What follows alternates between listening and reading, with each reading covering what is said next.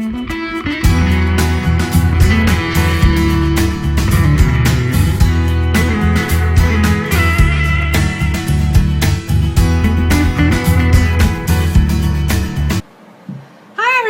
Elisa. Welcome to Polymer Clay TV.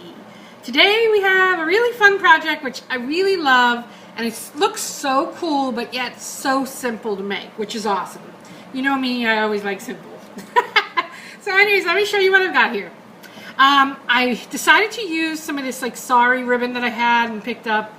These ones, the two with the iridescent, are from Martha Stewart, and I got them on sale. They come like this in a ball. And here's the copper one. So you can find this, you can use anything you want. You can use old sari ribbon. Whatever you like is really what you should use for this project. These are just things I had laying around, and that's why I went with it. Okay, so the base of all of these pieces you see here are made with a brown color. And you can use any brown you like, or you can use copper. Copper, I didn't have any copper, so I went with the brown, and I really liked the way it turned out once I started adding the patina. And you'll see about the patina and how simple that is. You know, people think you got to go buy all these patinas that are on the market and whatnot. You don't. All you need is some acrylic paint, and you can do a lot of the same techniques. It just depends on the look you're going for, you know. But with polymer clay, you can achieve the look a lot of times just with some simple acrylic paint. And so that's what I did. And I thought about it afterwards. If I wanted to make these more coppery, I could have easily used some powdered pigments in copper. And we'll do a little of that today so you can see the look of it. Okay, so I used a silk screen. On this piece here is silk screened. And then I've added the paint on it, which I'll show you in a minute. This is the wing mold, which is right here. And what I did was I used leftover scraps of this clay that I had that had some copper leaf, some paint, and all kinds of stuff on it, and that's what I used. So don't be afraid to use your scraps for these, because you can get a really cool look by using scraps. It's a great way to use up your scrap clay. And so the vintage key, I actually just used the brown clay, and then I patinaed it. And I'm going to show you these here in a minute. These are just out of the oven, but I'll show you those in a minute. And then I have the feathers, which I did 2 different feathers. And that's this mold, the feather mold. And you can get both of them in the same mold. And then I had this little round piece, which seems unlikely, but this is what that came from, this 2-part flower mold. And I'll show you that as well. And then this piece here comes from the peony cutters, and they come in a set of 3. I used the medium cutter, and I really liked how these looked strung together, so that's what I did. And you know, we'll explore all that. I also, you know, since this is a necklace, and the nature of the necklace is it kind of floats around and, you know, moves with you, I wanted the backs to be nice as well. So on this one here, I went ahead and textured it, and I used our rubber stamp that we have, and you can use any rubber stamp, any texture plate you want, but I just happen to use this. So that's a possibility right there. And then again, here's the silk screen. This is the Paisley Garden in the squares. And when you're working with small pieces, the squares come really in handy, or the circles. You don't need the overall design because it's so big, but the squares you kind of can pick and choose little pieces. Same with the circles. So that's what it is. I'm not going to show you the silk screen. You can check out our other videos for that, because we've already done that. But so let's start with these. These just came out of the oven. They're warm, and I cooked the clay, baked rather, the clay right into the mold. And as you might be able to see it here, I stamped the back of it as well. So a lot of times it's easy to unmold by turning it upside down on your work surface. And it comes right out and looks really, really cool. So what I like to do is I like to take a piece of parchment paper, because this can get messy, and it will get messy. So definitely get yourself a little piece of parchment paper, or, you know, something where the paint's not going to go all the way through and get all over the place. It's always nice to work with something that, you know, is easy cleanup. So I'm using this color here is by Ceramicoat, and it's just called simply Turquoise, and it's by Delta. And I've had this for a while, and I've hardly used any, but I patina a lot of things, so you don't need very much. So I got a tiny little drop there, and I'm putting that on my work surface. And I'm just going to use my finger for this, and I'm dabbing it off. I don't know if you can see. I don't want a whole lot on my finger, but I do want it a little wet. And then I'm simply just going to run this over and highlight the raised areas with my finger. How beautiful is that? And how simple! Seriously, that's so simple! And you can do the same on the back. You might want to let it dry a little first, but you know me. I want to show you right away, so I don't let things dry all the way here. But see how nicely it picks up the rubber stamp as well. You can do your edges a little, because you don't want to, it looks a little funny if you don't have any on the edge. And you don't want it to look like clay. You're trying to imitate, the look of a patinaed piece of metal. How pretty is that? And how simple. So at this point you can leave it like that, or you can come back with something like ink. And pigment ink works really well, and I like to do that with the gold. I thought that enhanced it a little, so I came back in with a little bit of gold as well. Now if you add the pigment ink at this point, if you add it after it's been baked, then you're going to have to bake it again, so I should have told you that. I did not add a hole into this feather because there are several ways that you can string, and it's up to you whatever look you're going for. I could wrap this, but if I wanted to put a hole in it, I can hang it as well, like this, and put the thread or the sari fabric through it. So it's up to you. I'll show you here. This is basically a wrapped key. I wrapped it around it and tied it in the back. So I didn't put a hole. And the reason why I didn't put a hole is because this is a little thin. And I think that you have a chance of it breaking more by putting a hole in it. You could, if something feels a little thin to you, you can mold the key again. And this is something I didn't do, but would definitely make it more durable. Is mold 2 of these and put them back to back. So now then you would have a thick key, and it would be double-sided. So that's a tip right there. If you want to make it a little, if you're heavy on your jewelry or whatever, you might want to do that. So just a little tip. So now let's move on. That was that. Look at how pretty. I love it. And so for this mold, we're going to take just a little bit of the brown clay. And this, I believe, is called raw sienna. So if you're looking for it, look for raw sienna in the Primo brand. This is the Primo brand. Now, I don't want this to be super big, so I kind of figure out the size that I want. And this might even still be too big. Let's see, let's take off a little more. And we're going to take this, and I like to give it a little push, and then take the other side and push down.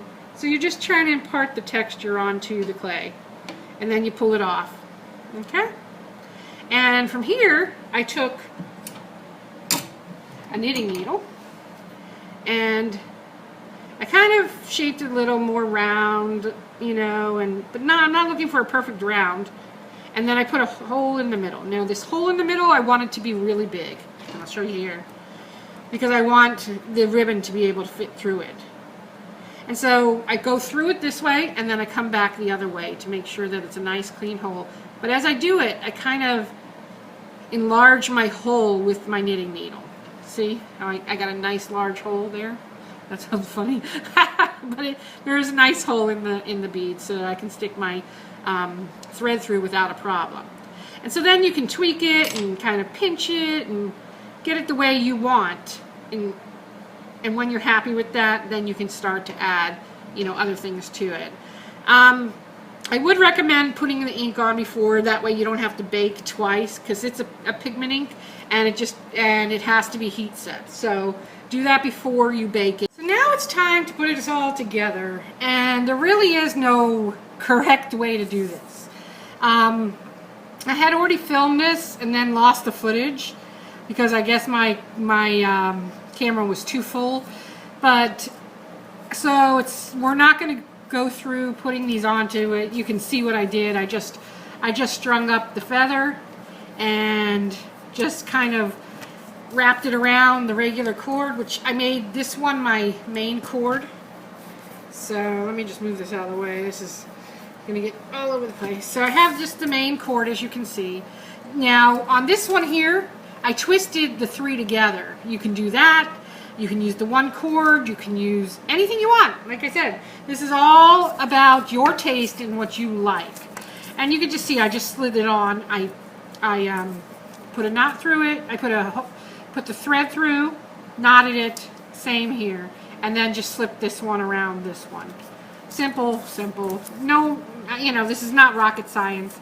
This one I tied on, and this one I just slipped on. Okay, so that's all you got to do for that.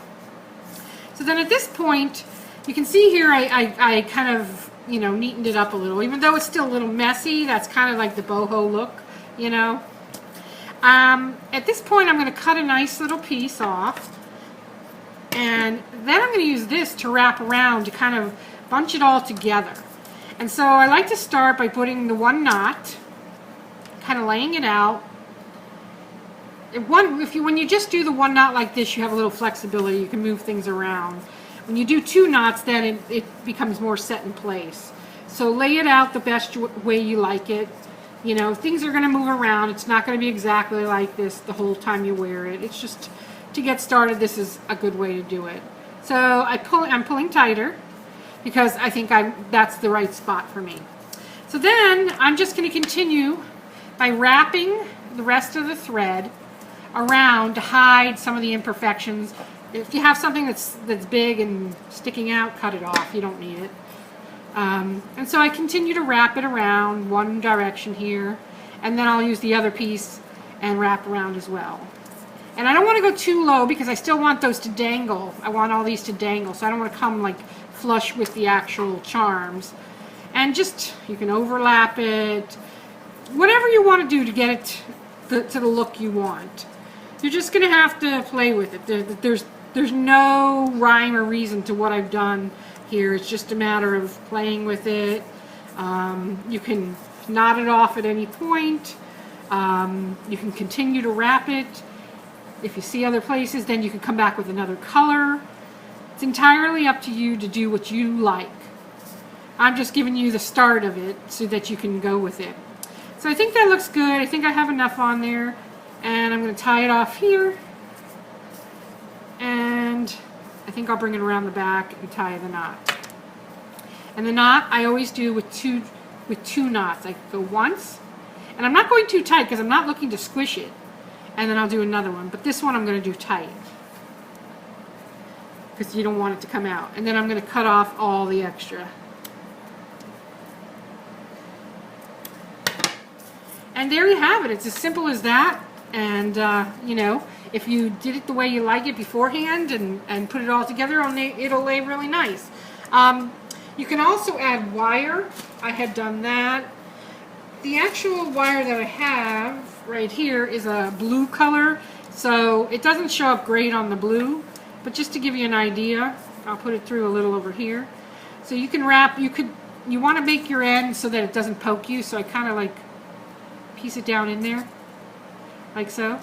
And then I just wrap the wire, and this would look really cute with like a copper wire, something that's, a different color, but this is the color that I had just bought, and I wanted to play with it. Had this been the copper color, you would have seen it a lot better, obviously. But you can, you see a lot of the stuff that's just, wrapped around with the wire, but no rhyme or reason to it. That's the same thing here. It just gives it like that bohemian look, and a little of the copper's poking through right there, which I actually like. And then when you get to the ends, you want to make sure your ends are tucked into the thread. Otherwise, you're going to poke yourself, and that's not fun. It doesn't feel good. So just tuck it back underneath, whatever way works. And it's that simple. Now, if you wanted to add, more color to it, you could do another little wrap. And here's this one, which is the main one I used. And you could really just have fun with it. That's really the whole idea about it. Let's see. You could do a little knot there, and you could let these pieces hang, or you could just cut off the ends and let it be like an accent piece like that. You can go flush, you can go leave pieces hanging. Let's do another one down here. Really, just like I said, I mean, it's just a matter of your personal taste, and if you're making it for a gift, you know, go with what they like. There's so many of these different, I kind of like with the pieces hanging too. It just adds to it. So it's never going to lay in any particular way on your, you know, when you're wearing it. It's just going to do what it wants to do. So don't get too particular about it. That's not the point of this project. The point is it looks like bohemian. It looks like, you know, it's just a fun piece of jewelry that, you know, that has a lot of interest. So, you know, people will be like, oh, what's on your necklace?